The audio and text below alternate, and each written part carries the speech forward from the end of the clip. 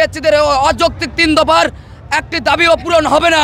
তাদের দাবি আমাদের জন্য একটা অন্যায়মূলক দাবি হয়ে দাঁড়িয়েছে। আমরা দেখেছেন যে আমাদের কেন্দ্রীয় নির্দেশনা ছিল আজকের গুরুত্বপূর্ণ রাস্তাগুলো ব্লকেট কর্মসূচি হিসেবে। আমরা তারই প্রেক্ষিতে আমরা আজকে বনানী বাইপাস আমরা অবস্থান কর্মসূচি নিয়ে রাস্তা ব্লকেট করে রাখি। আমরা রাস্তা ব্লকেটের দ্বারা তাদের জানান দিতে চাই, বিএসসিদের জানান দিতে চাই, বিএসসিদের অযৌক্তিক 3 দফার একটি দাবিও পূরণ হবে না। এবং সরকারকে অন্তর্বর্তীকালীন সরকারকে জানান দিতে চাচ্ছি, যদি তাদের একটি অক্ষরও পূরণ হয় আমরা আমাদের জীবন দিতেও প্রস্তুত। আমাদের দাবি আসলে বিএসসি ইঞ্জিনিয়ারদের কিছু কটাক্ষ করা কথার বিরুদ্ধে। তারা আমাদেরকে বলেছে যে আমরা যারা ডিপ্লোমা ইঞ্জিনিয়ার তারা আমরা নাকি তাদের যোগ্য নয়, এজন্য তারা নবম এবং দশম গ্রেডকে উন্মুক্ত করতে বলেছে।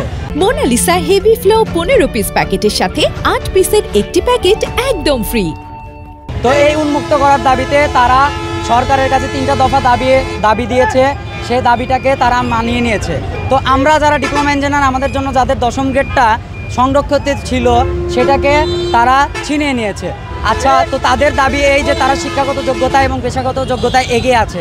তো আমরা তাদের সাথে সহমত, তারা শিক্ষাগত যোগ্যতায় এগিয়ে আছে কারণ তারা বিএসসি ইঞ্জিনিয়ার। কিন্তু আমরা যারা ডিপ্লোমা ইঞ্জিনিয়ার আছি, আমরা যারা 4টা বছর ধরে এতটা চেষ্টা করছি যে আমাদের মেধাকে আমরা কিভাবে বিকশিত করতে পারি, তাদের বিরুদ্ধে এই যে তাদের দাবি আমাদের জন্য একটা অন্যায়মূলক দাবি হয়ে দাঁড়িয়েছে। আমরা মূলত বিএসসি ইঞ্জিনিয়ারদের 3 দফা দাবির পরিপ্রেক্ষিতে আমাদের 4 দফা দাবি দাঁড় করে আমরা আন্দোলন করতেছি। আমাদের 3 দফা দাবি পুরোটাই অযৌক্তিক দাবি, কারণ ওনারা আমাদেরকে টেকনিশিয়ান বলার পরে ওনারাই আবার আমাদের পোস্টে আসতেছে। নিজেদের তো ভাবা উচিত, নিজেরা নবম গ্রেডে চাকরি করে কেন দশম গ্রেডে আসবে? ওনাদের তো একটা যোগ্যতা আছে, যোগ্যতা থাকার কারণে আমাদের সাথে কেন ওনারা আসতেছে?